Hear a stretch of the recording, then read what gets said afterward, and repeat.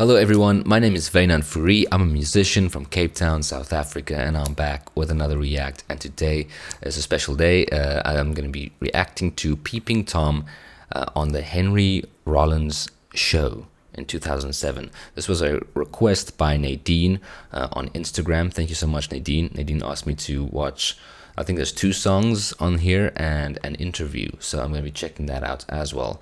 I haven't seen anything from Peeping Tom, but I am going down kind of a Mike Patton rabbit hole, so to speak, thanks to Nadine and all her requests. Thank you so much. And I've been really enjoying it. Like, the last one I did was actually this one, which was Faith No More, Evidence.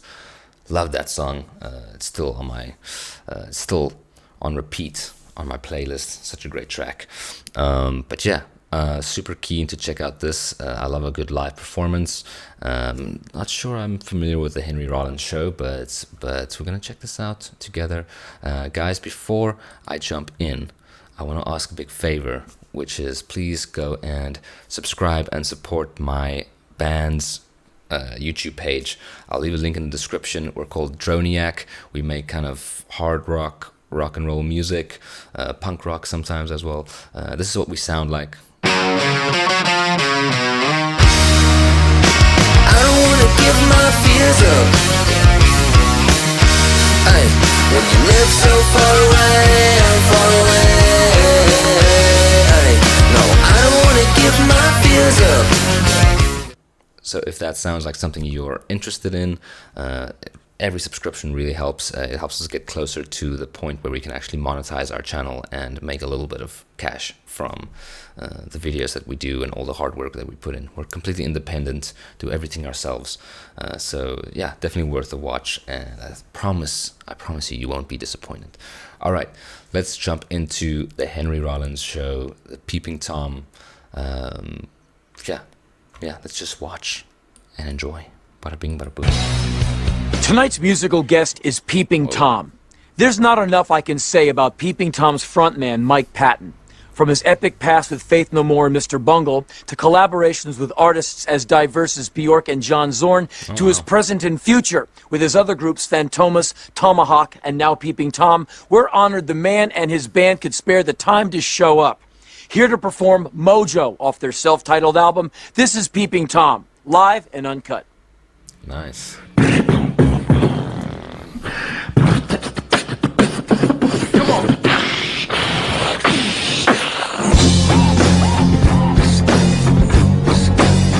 Love the baggy outfits, man.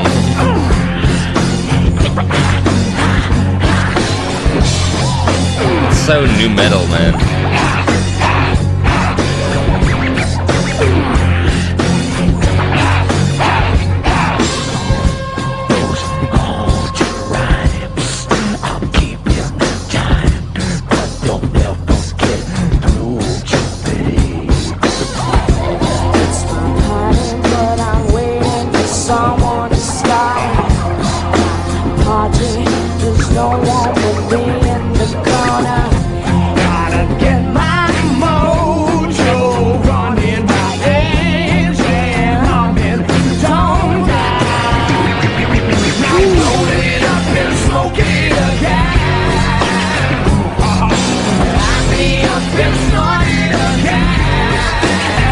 It's like corn, man. It's like that real.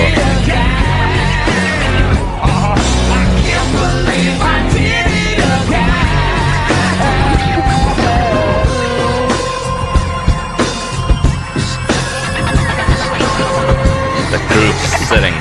Meat and potatoes.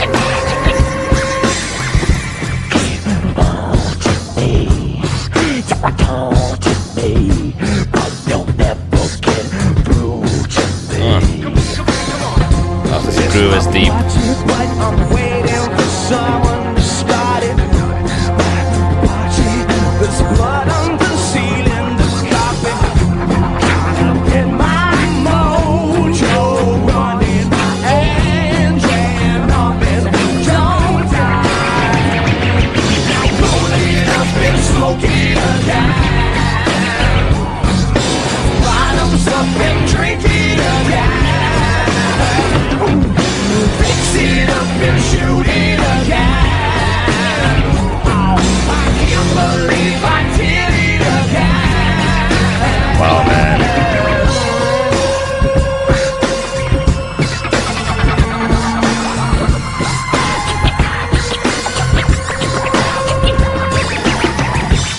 love the DJ, man. So Incubus. Obviously, they started it. Get my mojo running, my engine humming. Don't I?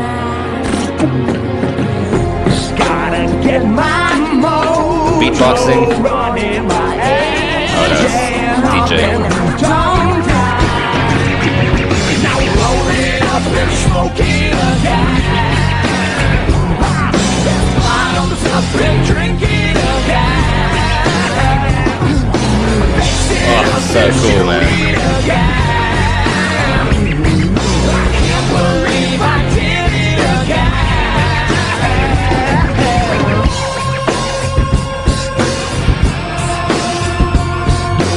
Nice guitar tone. Some reverse reverbs on there.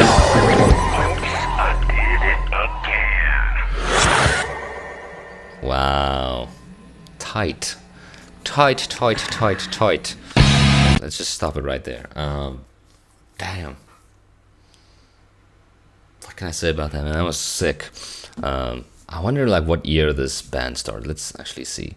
I'm gonna watch the rest of the show. I just want to do a little bit of research. That's it. Peeping Tom band, musical band. Let's see. Origin, active from 2000.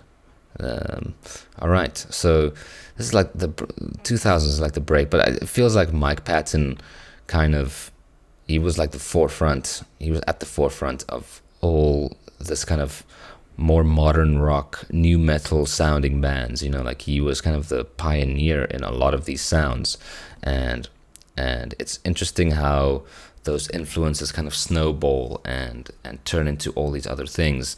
All these other projects, you know, like I was saying, like Incubus is one of my favorite bands, and it's just like, this is so Incubus, like the fucking DJ and the interesting, like, sound effects happening, and some synthesizers in there, like it's really cool. And then he's got like a kind of a, I don't want to compare him to Fred Durst because he's miles beyond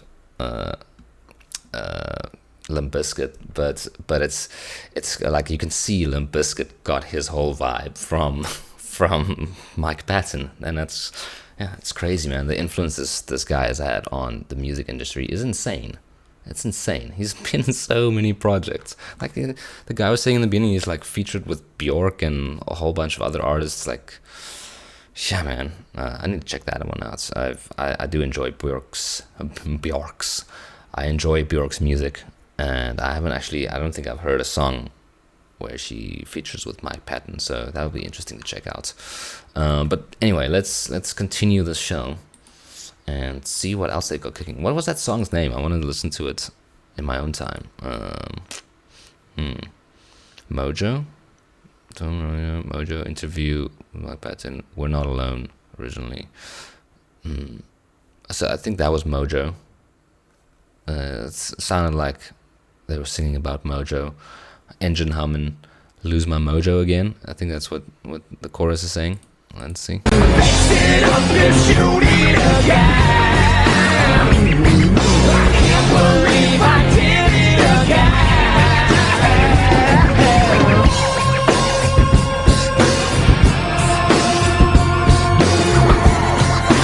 Sorry.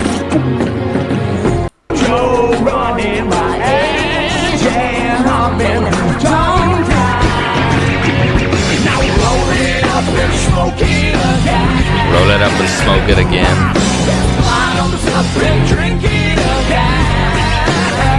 I don't know, somewhere they're singing. I think the song is called Mojo, and then it's the interview. So I think this is going to be the interview next, and then there's another song. So let's check this out. I'm very curious. I've got several incarnations of this band depending on where I'm playing and who's available. These musicians these days are kind of like, young up-and-coming prostitutes.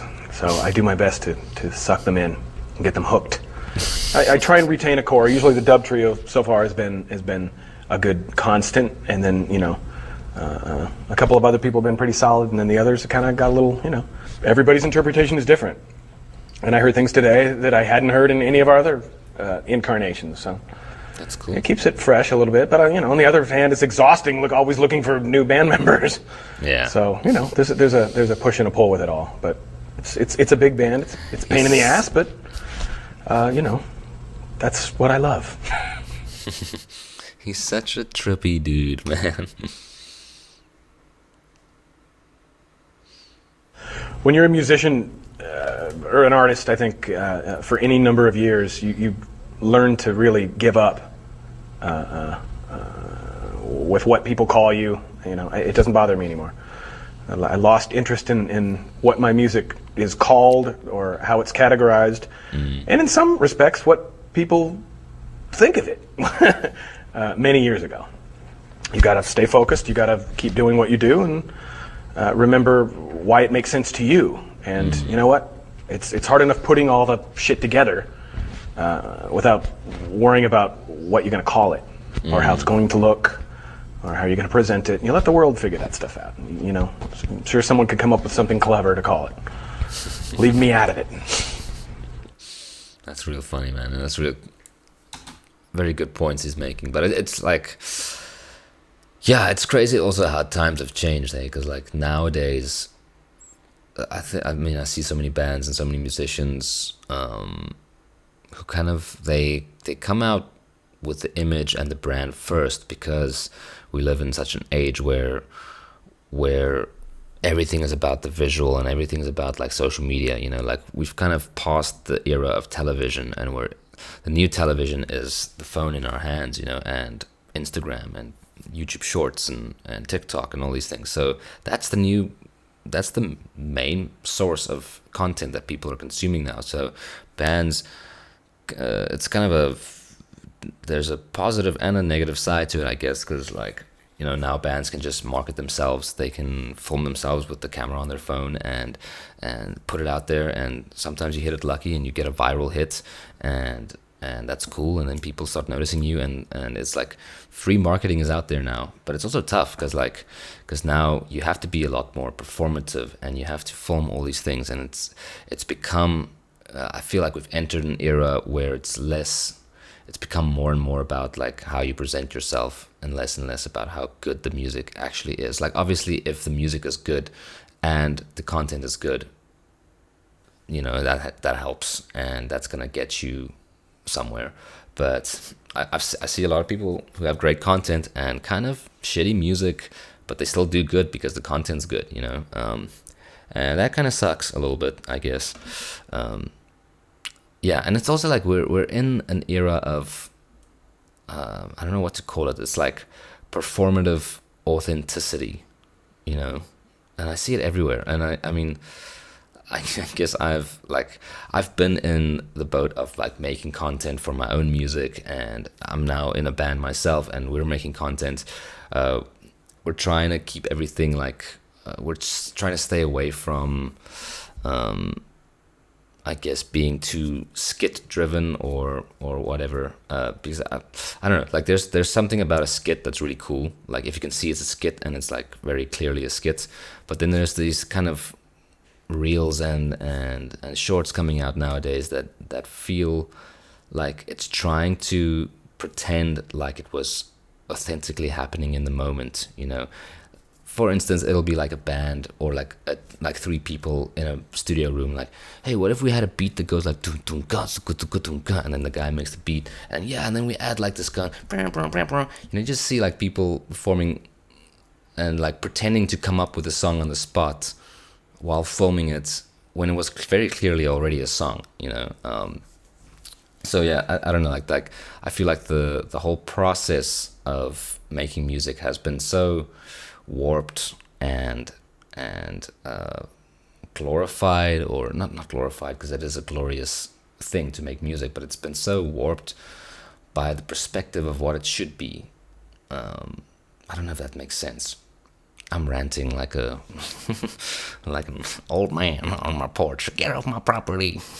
But yeah, it's an interesting era, because like I said, like there's also the opportunity to be seen and to be noticed. But yeah, I don't know. Just keep it real, man. Just keep it real. do let the world figure it out, you know. But you got to still put yourself out there, because if you're not putting yourself out there, you're invisible, you know. And that's crazy, but it's true. It's true. All right, let's continue watching. All right. I mean, I'm drawn musically and artistically to musicians that fall through the cracks. I like those kind of sounds. I like I sympathize with that aesthetic as well. I know what it feels like. I've been there. I'm still there.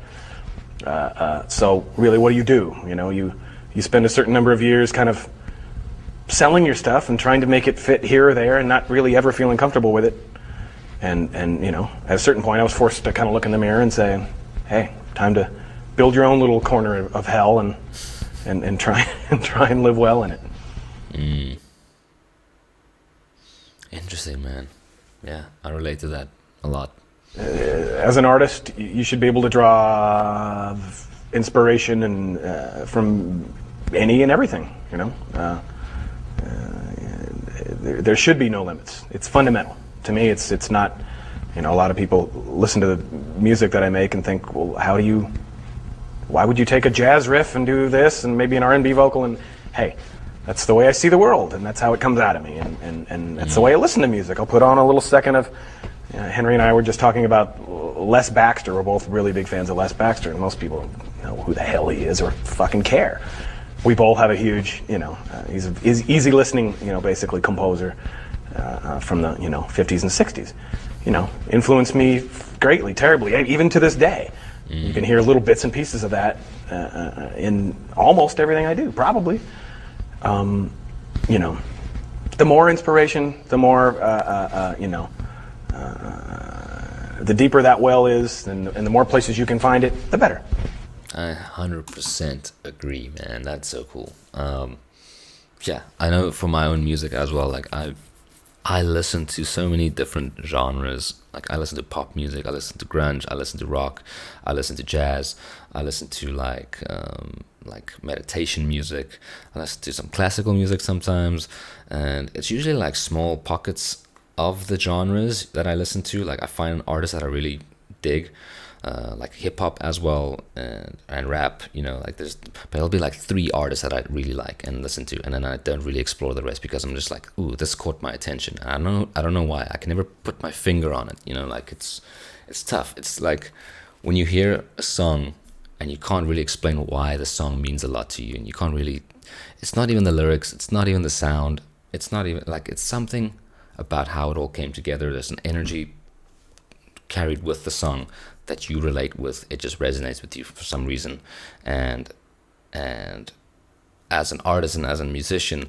I think it's so important to tap into that with your own music, and like when you're jamming, to really like seek for that, like look for that feeling in a guitar riff or a vocal or whatever it is. And I think also for me, when I started singing, because I used to be just like a guitarist basically, and I was listening to a lot of music that was driven by the guitar, like kind of like Chili Peppers, where the guitar is like a very prominent thing, John Mayer, Chili Peppers, fucking Incubus even, where like there's definite like prominent other features, but the guitar was like a big element of it.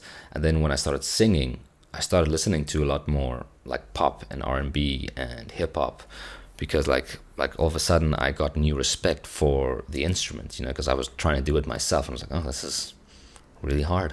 And I really respect people who are like, first of all, like naturally gifted, like Mike Patton clearly is. And yeah, and it's just interesting, like how that also influenced and shaped the music that came after, yeah, I've made like pop albums, I've made like space rock albums, I've the album that I did with Droniak is like punk rock kind of vibes.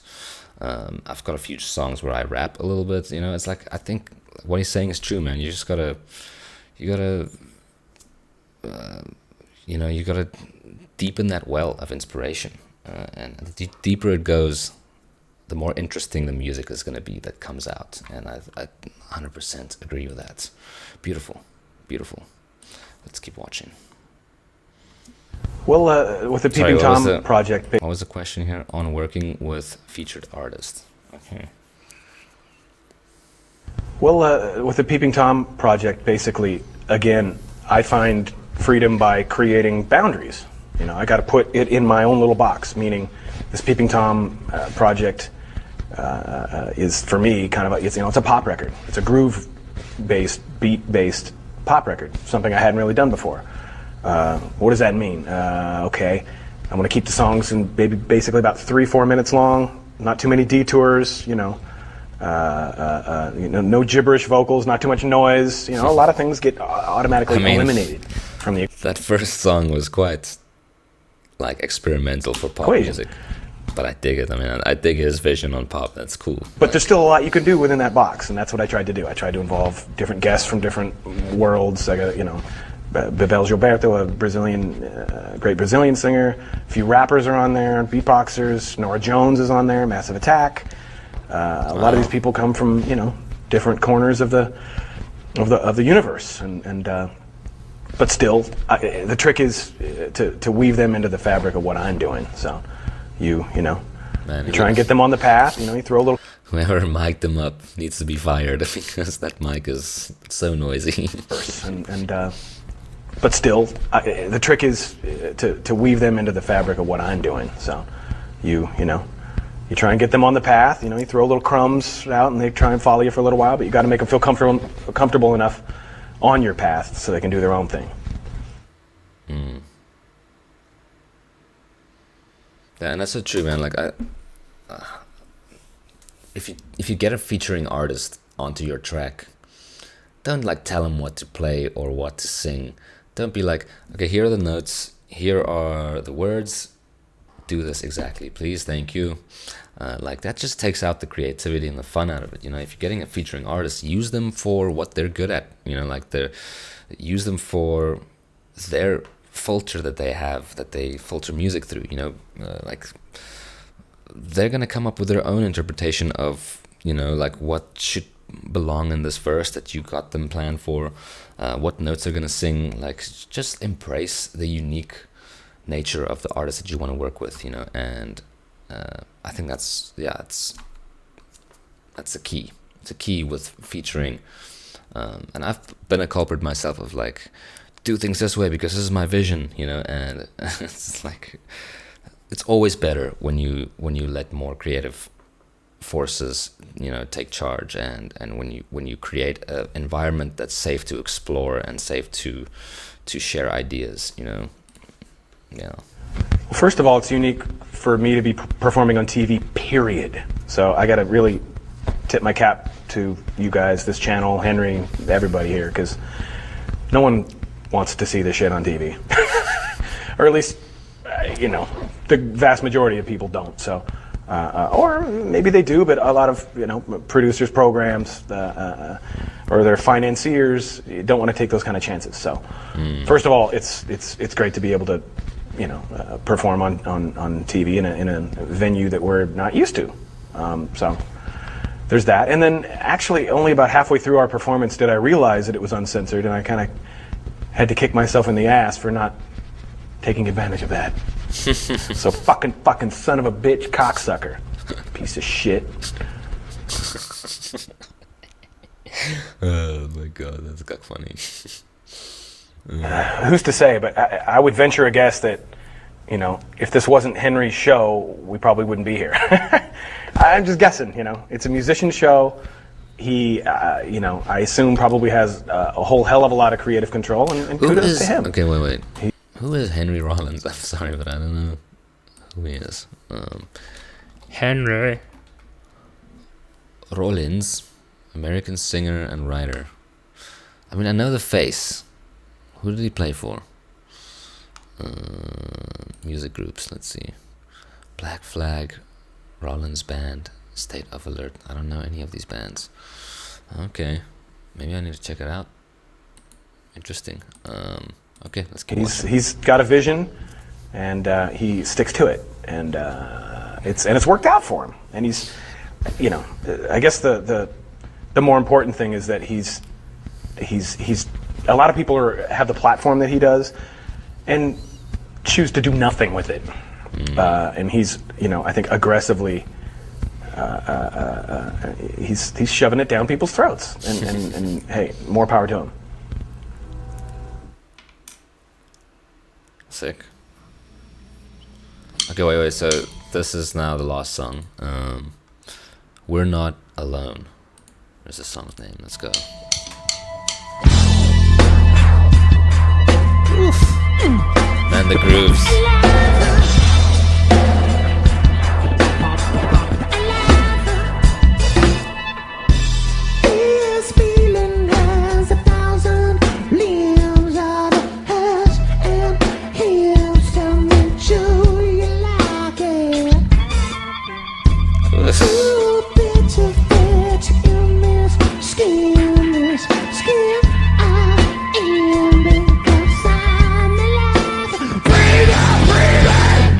So pop.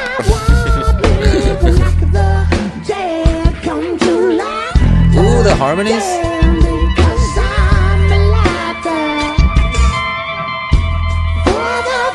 Dude, those like, I think it's a guitar. Sorry for stopping, but that like delay sound. That's so Incubus, man. So cool. This bass is also just like.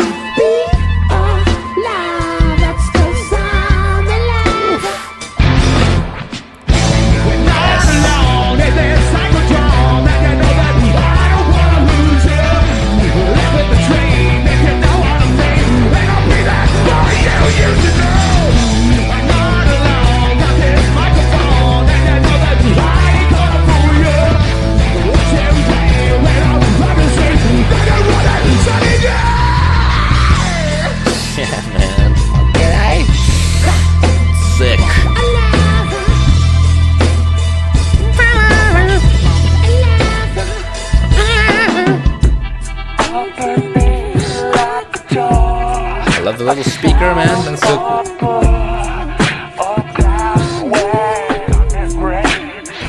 It's very like Gorillaz, that like speaker microphone kind of thing.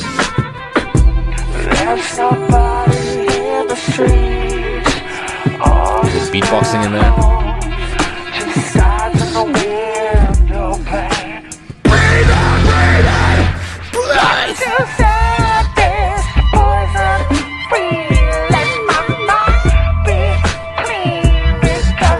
This is so cool, dude.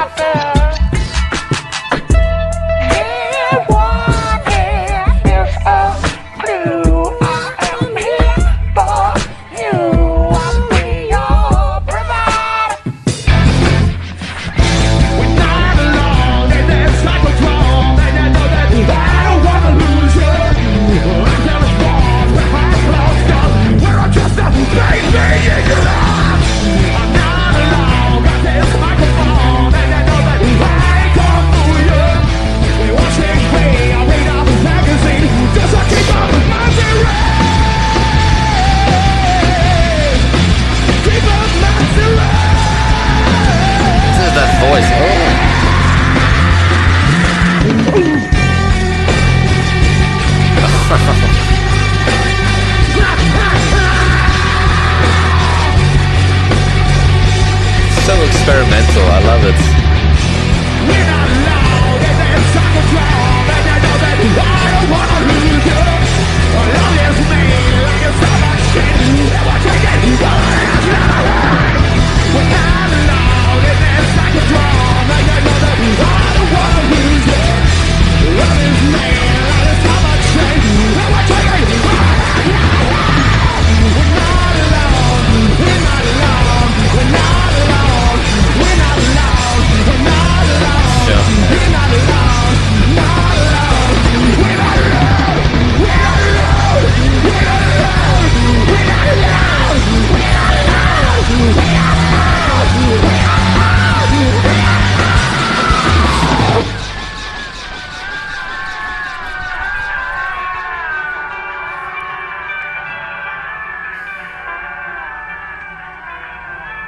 Oh man, they killed it. They freaking killed it, man. Damn, what a cool sound. It's giving like, there's so many elements to this. It's like, it's making me think of so many different artists. Like, it's making me think of like Beck. It's making me think of Portishead a little bit of Radiohead in there. Definitely some Korn, some Incubus, some System of a Down, all those bands. But it's like such an interesting, eclectic mix of sounds. Wow, man. I want to go listen to, I don't know if it's an album or I don't know how much music they released as a band. I'm guessing this was 2007. They started in 2000, so they must have quite a bit of music for me to check out. If you guys want me to react to some more Peeping Tom, let me know. I'd love to hear what their studio stuff sounds like. And if there's not enough interest, I'm just gonna go ahead and like listen to it on my own time. But let me know. That's the curse of the reactor. Like, you gotta feel it out. You know, if there's enough people interested in seeing me discover it, then I kind of have to discover it with the audience. I have to. I don't have to do anything, but it's like just kind of fun that way. But yeah. I want to hear more. I want to hear more. I'm fucking keen. Thank you so much, guys, for watching that with me. Thank you for listening to me ramble about the music industry and where we're at the moment. And yeah, thank you, Nadine, for this crazy, awesome request. That was great. Great live band. The sound was like, I mean, bit rate wise, it was quite low because it's quite a low quality video. But it sounded like, I mean, it says 720, but it looks like 360. But it sounds good for what it is, you know, and like I could hear pretty much everything. And yeah, Henry Rollins as well. Like, what a legend for putting these kind of bands on television, you know. Man, the days of television, I feel like it's over. I'm not sure who Malocchio, I don't know who this is. Thank you for posting this performance in its entirety. That's really cool. Thank you. And thanks, guys. Thanks for listening. I hope you enjoyed. And please consider subscribing to my channel. Please consider subscribing to my band's channel as well. We're making cool shit. I promise. Won't be disappointed. And yeah, I'll see you for the next one. See you for the next reaction. Okay? Bye-bye.